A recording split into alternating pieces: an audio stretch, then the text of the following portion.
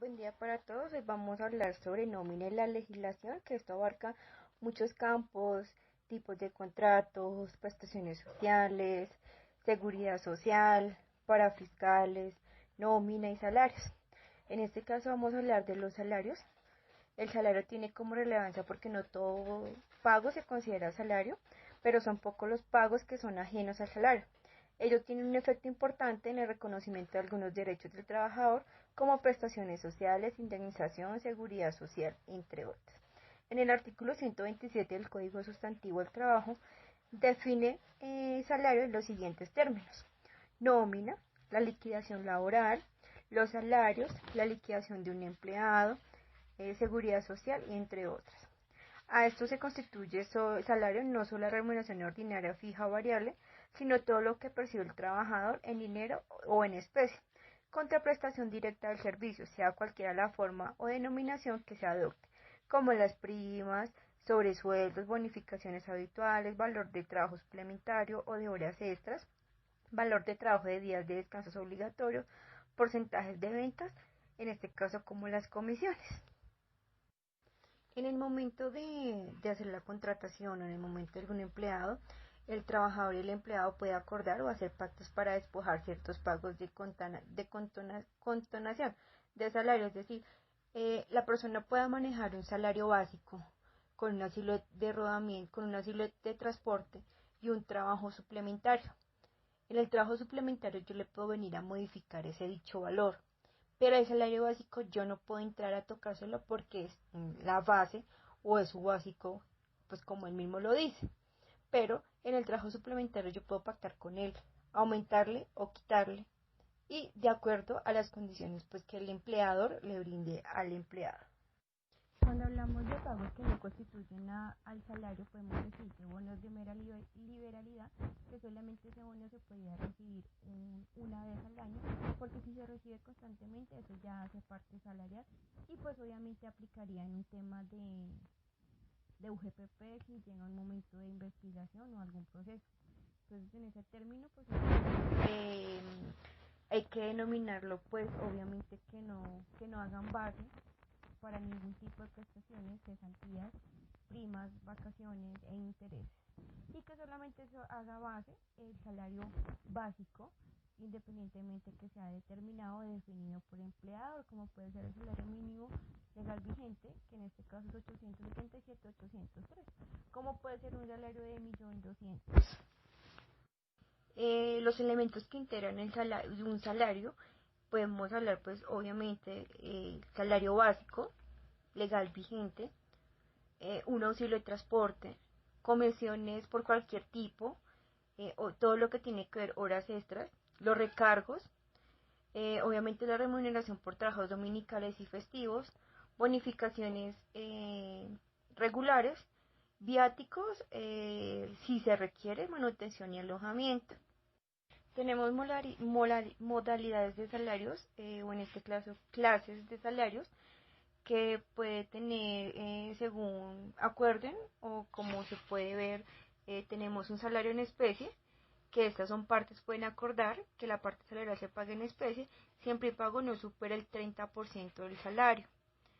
Esto quiere decir que no es posible pagar la totalidad del salario en especie porque la ley impone restricciones para evitar que el trabajo se vea perjudicado.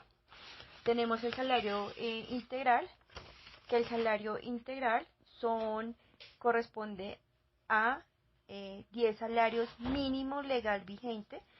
Este tipo de salarios integrales no tienen ningún tipo de prestaciones, cesantías, primas, vacaciones, porque esto implica el cual es un salario, es un factor salarial y es un solo pago. Tenemos el salario fijo o el salario variable, que es cuando el primer caso es que todos los meses recibe el mismo salario, y en el segundo caso es cuando el monto varía, así gana el trabajador funciones de forma diferente. Es decir, como se manifestaba anteriormente, la persona puede tener un salario básico de 877.803 y un trabajo suplementario, que eso hace base a la parte salarial, que eso es salarial, y lo podíamos tomar por 400.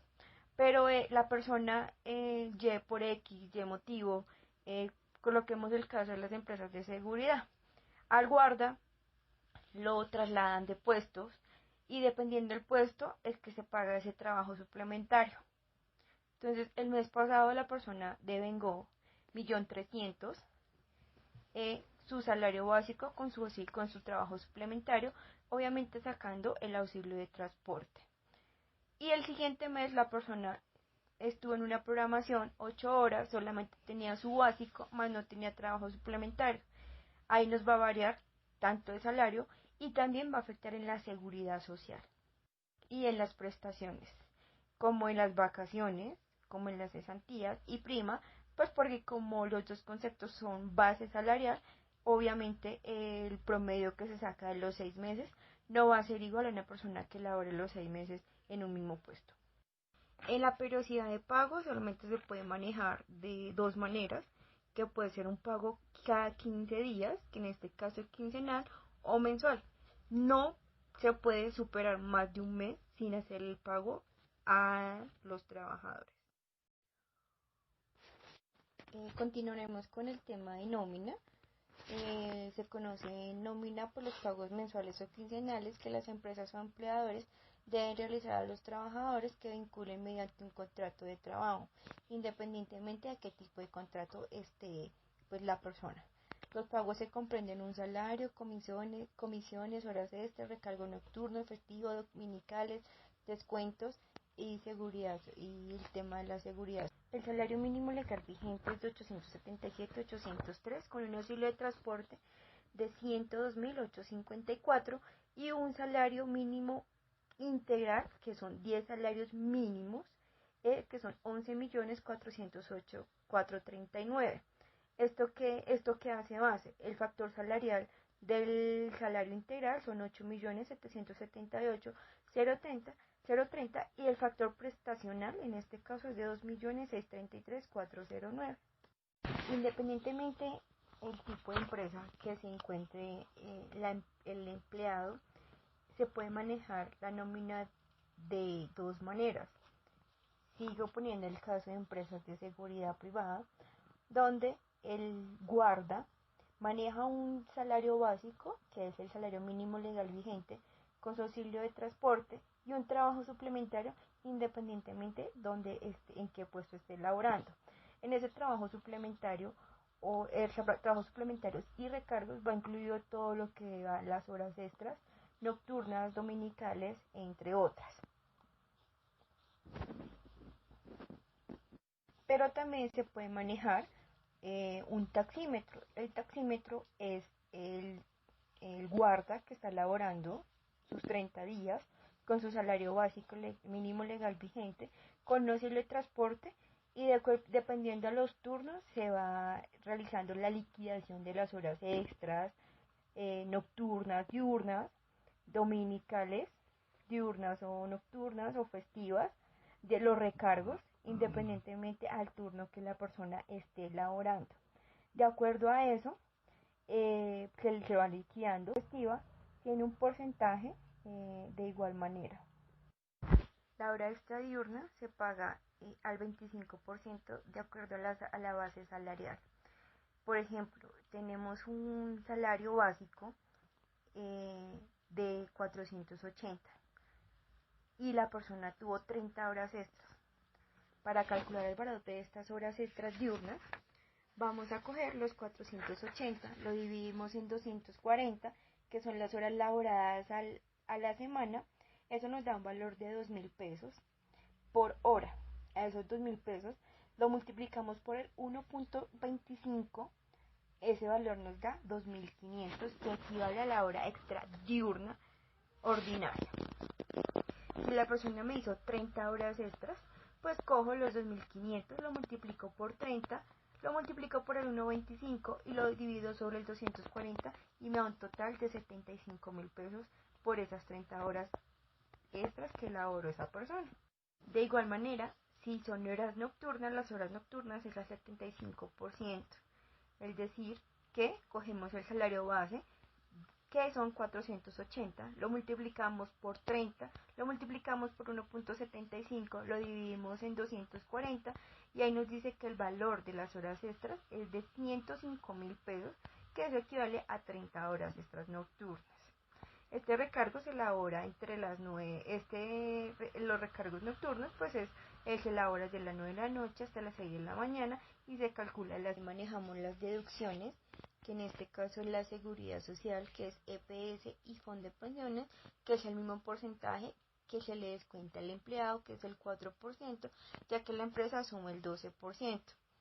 De acuerdo a eso, independientemente de la política de la empresa o en la empresa que esté constituida, ellos tienen varios conceptos en donde le hacen la deducción, puede ser como el seguro exequial, pero también pueden tener deducciones de acuerdo a embargos judiciales, pues, o embargos judiciales, embargos por cooperativas, embargos por ICETEX y demás, pues porque ya son conceptos que se debe acoplar y se debe hacer la deducción dependientemente del porcentaje que el juzgado determina, ya que los mismos juzgados son los que determinan el porcentaje para realizar el tema de la deducción de acuerdo al salario, dependiendo de si es alimento, civil, cooperativa, entre otros. Buenas tardes, a continuación seguimos con la temática de lo que es el Código Sustantivo del Trabajo. ¿Qué es el Código Sustantivo del Trabajo? Es un compendio de normas que regula la relación entre los trabajadores y los empleadores. Este código empezó a regir en Colombia en el año 1950 y ha sido objeto de muchas reformas, siempre proponiendo a una defensa de los derechos de los trabajadores en el sentido de que la relación laboral se preste de una manera digna y humana. Dentro de este código sustantivo encontramos varios principios generales, en el cual está la justicia social, la aplicación territorial, los servidores públicos, el trabajo ocasional, la obligatoriedad en el trabajo, la libertad del trabajo, la protección del trabajo, la intervención del Estado, la igualdad de los trabajadores, el derecho al trabajo, el derecho de asociación y huelga y el carácter de orden público, que es el principio de irrenunciabilidad. El objetivo. El Código Sustantivo del Trabajo nace con la finalidad de proteger las partes involucradas en el contrato laboral, es decir, entre los trabajadores y los empleadores. ¿Qué partes intervienen en la celebración en el contrato del trabajo? Intervienen los empleados, el empleador y la empresa.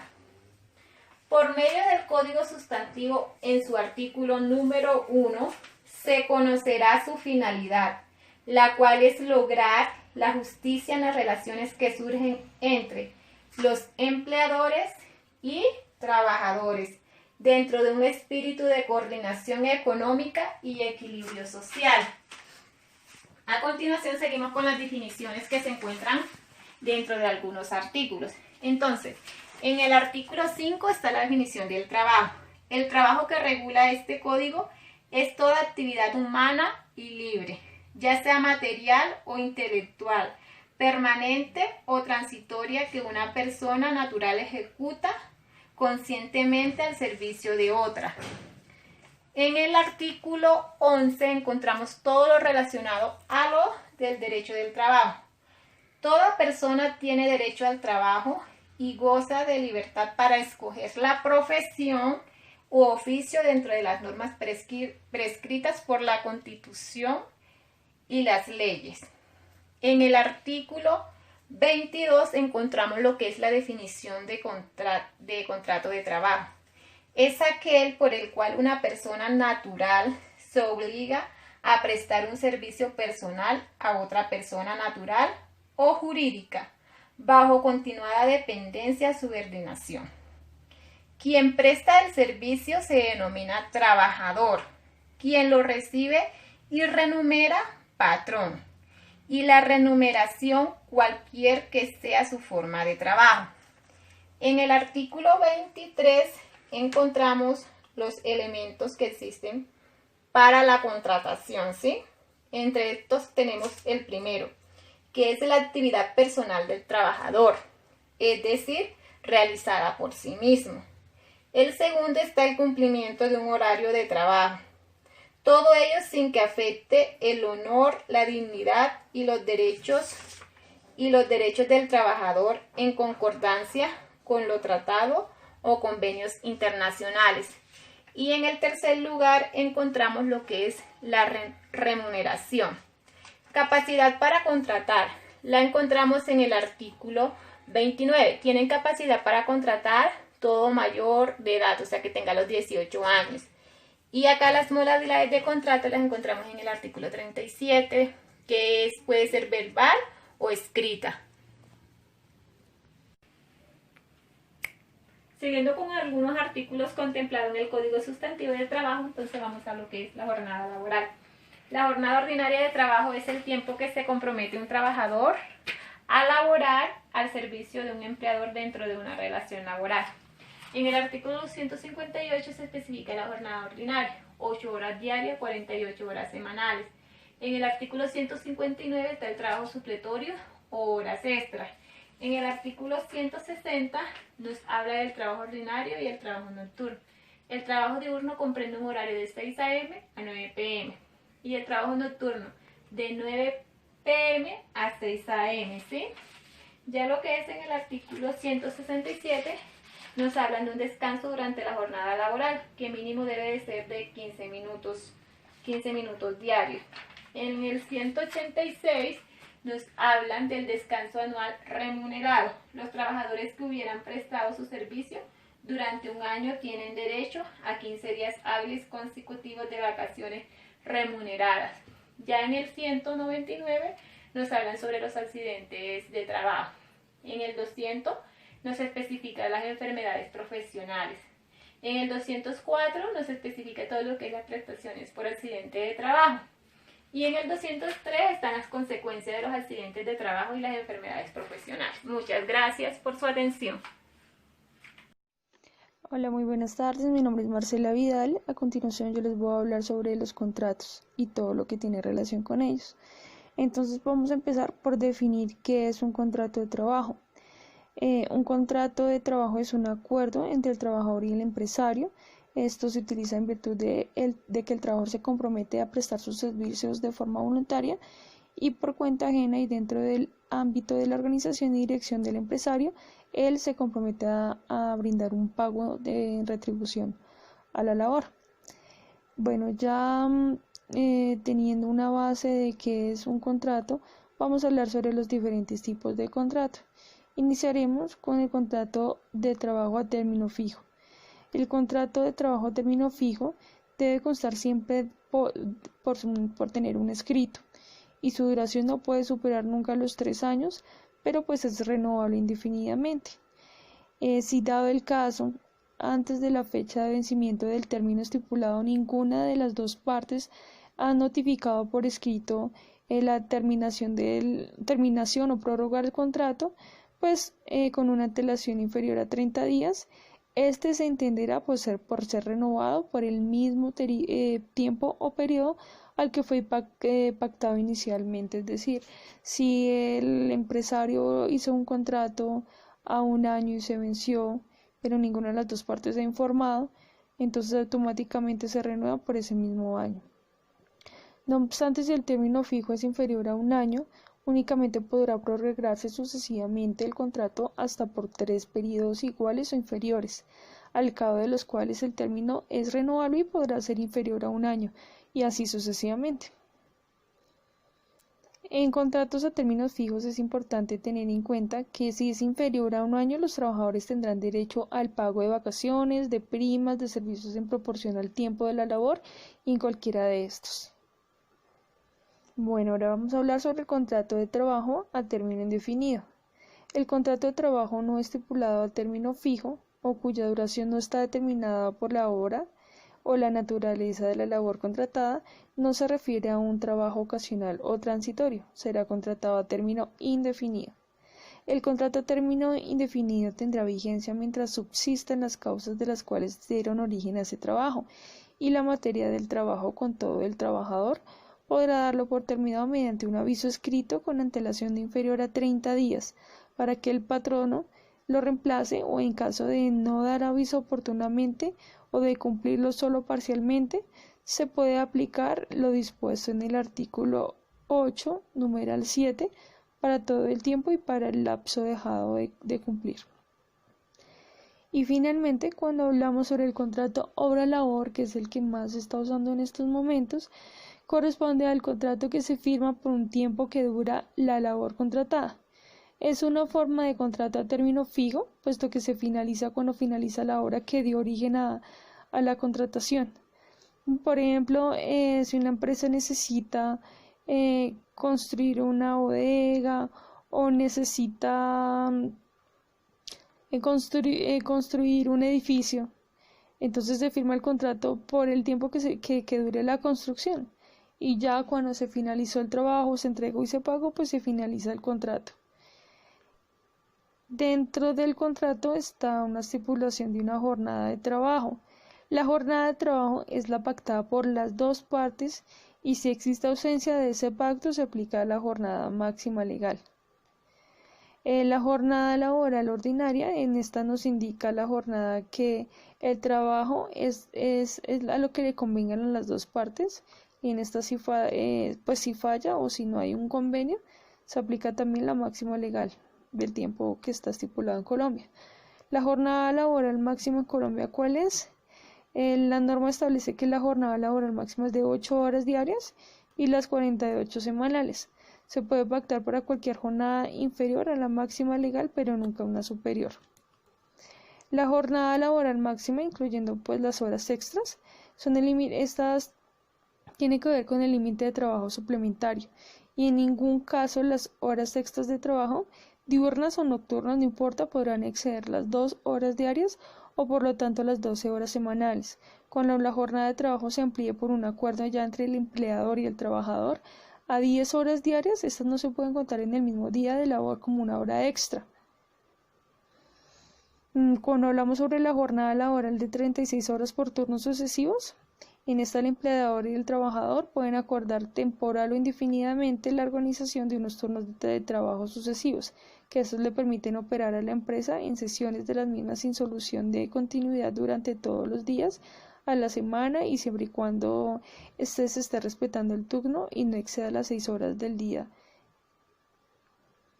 Cuando hablamos de la jornada laboral en celadores y vigilantes, ellos sí aplican un poco diferente, ya que la jornada laboral de celadores y vigilantes no puede exceder las 12 horas diarias, incluido el trabajo suplementario, y sin que se exceda también las 60 horas semanales.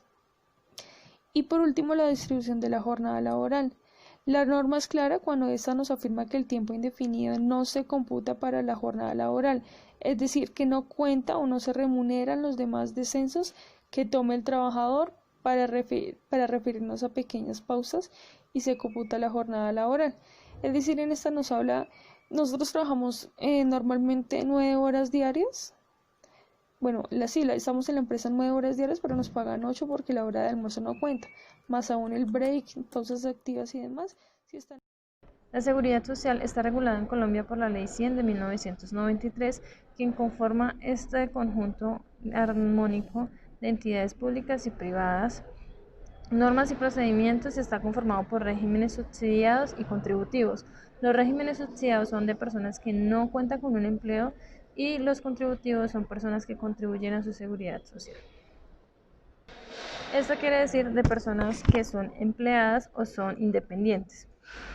También contamos con la EPS, la ARL, el fondo de pensiones, las cesantías que es totalmente pagas por el empleador, la ARL.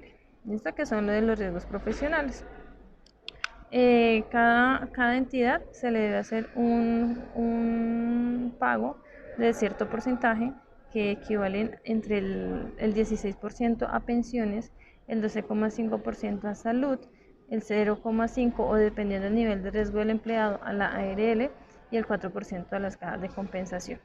En estos porcentajes lo deben contribuir entre el empleado y el empleador, siendo así de un total del 33%, el 25% del empleador y el 8% por parte del empleado.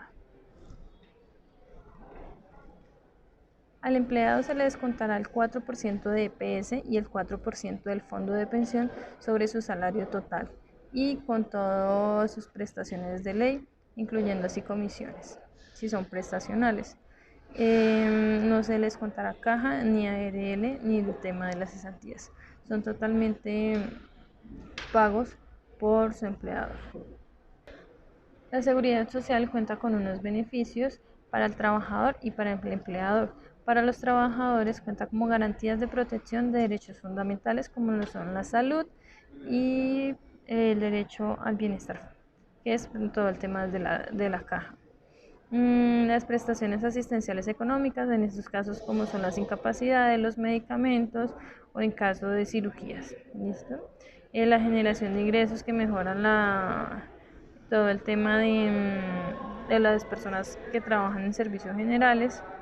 La recreación y cultura, que en este caso vienen siendo las cajas de compensación, que en algunos casos, dependiendo de los hijos o de la edad de los hijos o de la condición, les contribuyen un subsidio familiar.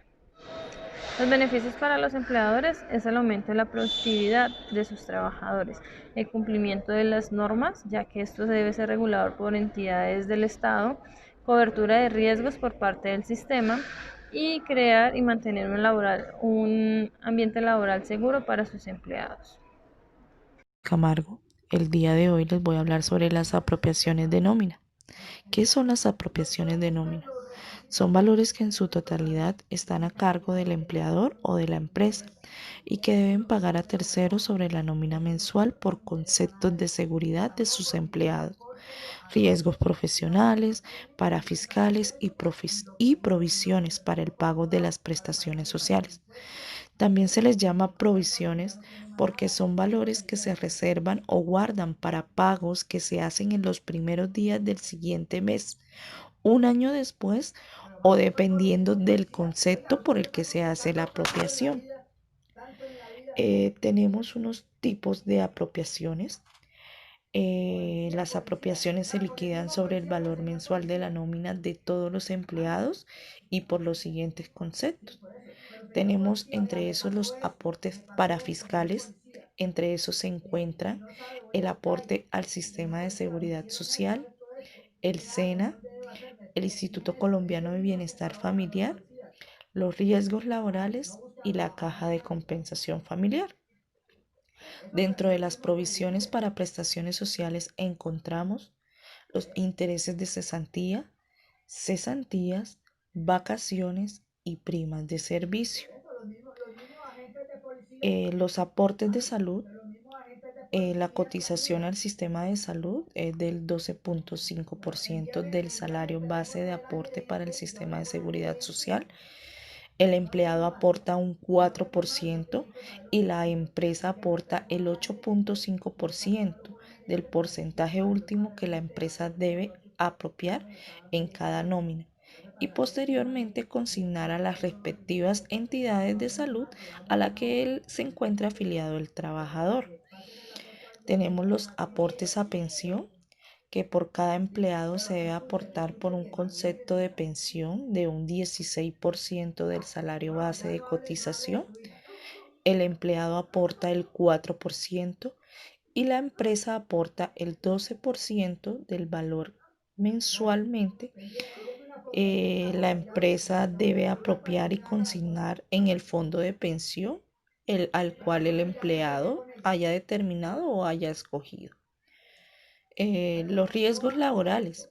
La empresa debe afiliar a la empleadora al sistema de riesgos profesionales con el objetivo de cubrir los problemas, los accidentes o enfermedades que el empleado sufra como consecuencia del ejercicio de su labor en la empresa. El aporte en su totalidad está a cargo de la empresa y el porcentaje a cotizar es dado por una tabla progresiva según sea el nivel de riesgo que corre el trabajador en su trabajo. También están los aportes parafiscales. Estos están a cargo también de la empresa en su totalidad y se liquidan sobre el valor mensual de la nómina de todos sus empleados. La caja de compensación familiar. Mensualmente la empresa debe pagar por subsidio familiar un 4% del salario base de cotización